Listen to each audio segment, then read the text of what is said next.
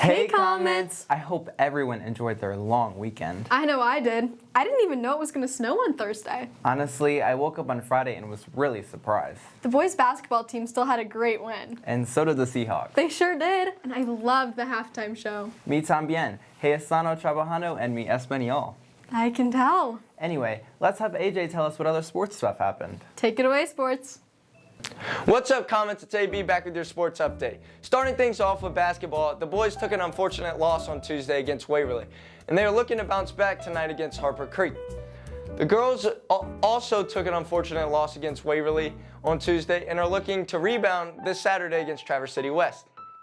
Switching things up, wrestling won their third straight team district, and shout out to Tucker Harkins who picked up his 100th win. The boys will be traveling to Howell on Saturday for individual districts. In swim, the boys are hosting Hazlitt tonight at 6. And also shout out to Aaron Almy who broke the GL High School dive school record with a score of 29.2. Bowling also played Hazlitt on Monday along with DeWitt yesterday, and they're at East Lansing tonight. In hockey, the Caps host Grosse Pointe North tomorrow night, so make sure you guys pop out to that one if you can. Gymnastics had a meet on Monday and are hosting the CSC Invite on Saturday.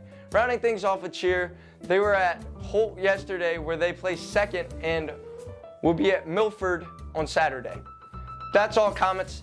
Back to Bailey and Logan. Grand Ledge has been on a streak. I know, right? I can't believe spring sports will be starting soon. Slow down. We still have the rest of February to get through. You're right. I'm super excited for Valentine's Day this weekend. Agreed. I bet the Comets have heard the magical serenading all day. Hopefully the little candies make up for any embarrassing moments. You're definitely onto something. Let's find out what the Comets' favorite Valentine's candy is. Go ahead, Nicholas and Lucy.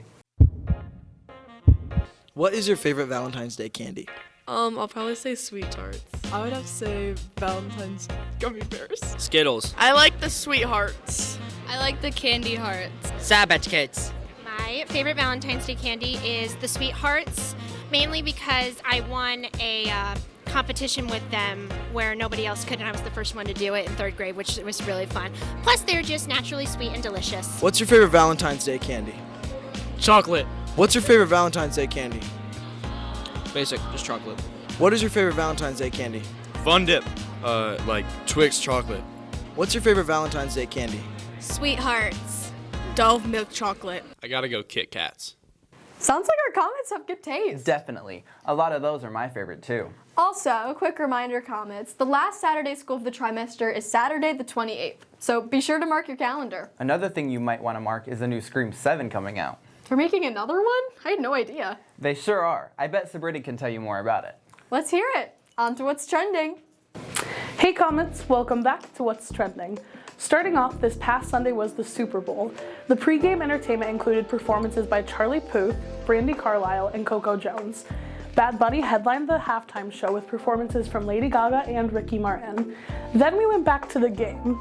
The Seahawks took the win 29-13 over the Patriots. Personally, I was rooting for the Patriots, and let's just say it was a tough watch for me. But the performances and the commercials kept things really entertaining. But what were your thoughts, Comets? Did you enjoy the show? Next up, horror movie fans, good news. Scream 7 is only weeks away and fans are already freaking out online. The next chapter of the iconic franchise promises more twists, scares, and of course, more Ghostface, so stay tuned. And finally, this week we have National Giving Hearts Day. This day is all about spreading kindness and giving back by supporting charities and causes that help people in need.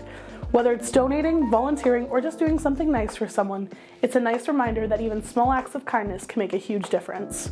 That's all for this week. Comments back to Bailey and Logan. Giving Hearts Day seems so cool. What was really cool was all the people showing their support at the choir concert yesterday. Yeah, it was a quick one, but our choirs are super ready for festival. Aren't we hosting festival this year? We are. A bunch of schools are going to come here and sing. I'm really excited. On the topic of music, do you know who Emmy the drum major is? Of course I do. She's one of my close friends. How about we let Emmy tell us a little bit more about herself and the band? Good idea. Go ahead, Xander. Hey Comets, it's Xander back with Comet Spotlight. And who do we have here today? Emmy Martin. Awesome. And Emmy, how long have you been in band? I've been in band since 5th grade, and I used to go to St. Gerard, and that's where I started. and then we had COVID, and I came here, and then I was put back in beginner band. So. Awesome. And why did you want to become a drum major? I just think it's really cool that we're up there conducting and leading the band, and that we get to do important things. Amazing. And which band performance has been your favorite? Definitely my one at Ford Field this year as a drum major, because I could see the performance from the back field, so I could see everything going on. I could see everyone mess up, but that's okay. Awesome. And what other hobbies do you have outside of marching band? I like to crochet. I do like to read occasionally, but AP Lit has not been fun. Awesome. And we have one more question for you. Emmy, will you be my Valentine?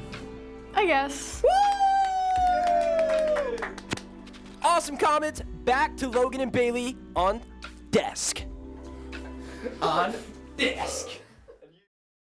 Wow, that's a lot of pressure. I know. It reminds me of the speakers at the protest last week. I know I'd be so nervous to talk. They're really brave. Let's see a little bit of behind the scenes, though. Take it away, feature.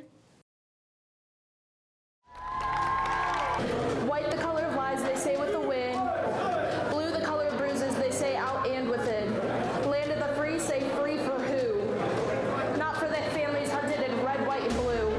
No, they will tear you down, every single town, one by one, until all their targets are down. What's next, a ghost town? Good afternoon, everyone. I'm Lexi Sells. Thank you all for joining us today to make your voices heard. By standing alongside one another in this crowd, you are all exercising your First Amendment right of peaceful assembly under the United States Constitution. The Fourth Amendment mandates that all searches and seizures can only occur when a judge has a warrant granting law enforcement to do so. And yet, we see unlawful searches and seizures occurring at the hands of immigration customs enforcement agents often. Human rights are being violated daily. As of October 2025, at least 170 United States citizens have been detained by ICE. Clearly, this agency has disregarded our Constitution and continuously violates human rights without repercussions. If you, like many others, are disturbed by the murders and power abuses we've seen over the past several months, you have the power to take action. We will be hosting a voter registration drive in the near future, so please stay tuned for details. Do not remain silent. Do not be complacent.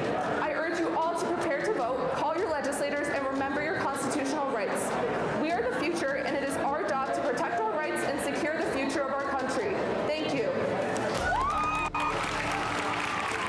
This is unprecedented action by our federal government to detain people who are here to seek asylum, who want to enter America to seek out a better future for themselves and for their children, and we are taking that from them. But I believe that together, all of these people in this room right now, everyone here can see the humanity in other people, and I urge us to use compassion and use just love and support for people in general.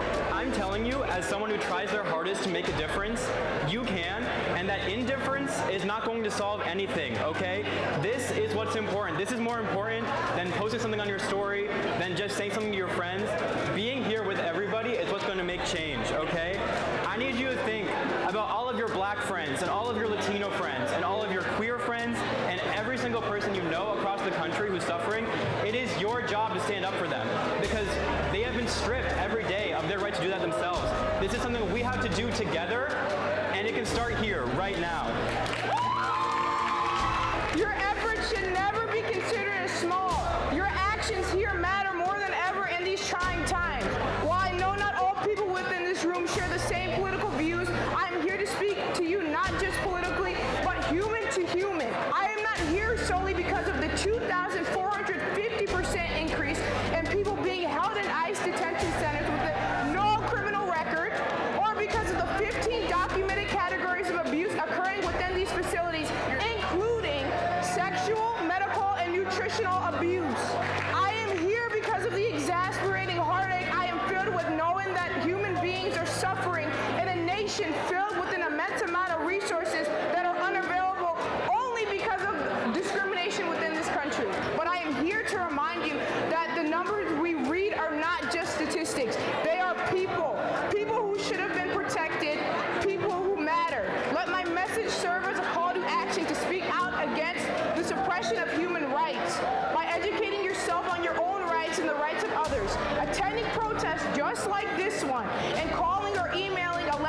officials to advocate for and defend pathways to citizenship and protections for asylum seekers, you can directly support immigrant families whose rights are being violated every day. You can directly support a family like mine. As I close, I leave you with the words of journalist Germany Kent. To say nothing is saying something. You must denounce what you are against, or one might believe that you support the things you really do not. Thank you for coming here. Thank you.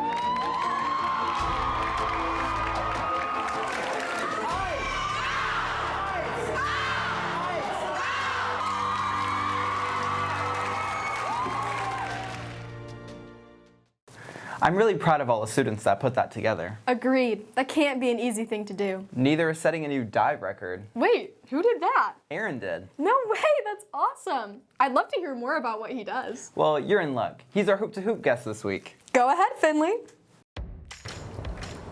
Hi Comets, welcome back to Hoop to Hoop. I'm here with Aaron. Are you ready to get started? Yeah. Okay. How long have you been diving for? I started my freshman year, so 4 years. Ooh. What are your plans for after high school? I've committed to Aquinas to dive, and I'm double majoring in biochemistry and molecular biology. That's so fun. What's your favorite dive? My favorite dive is probably my front 2.5 pike. Ooh. If you could merge two animals and create a new one, what would they be? Probably an elephant and a giraffe, because like they're just both like so big, you know? That'd be really cool. Platform or springboard? Springboard for sure, a lot more fun. And then what's the hardest dive you've learned so far? Probably a reverse 2.5 tuck. That sounds hard. A lot, yeah. All right, are you ready to shoot a free throw? Why not?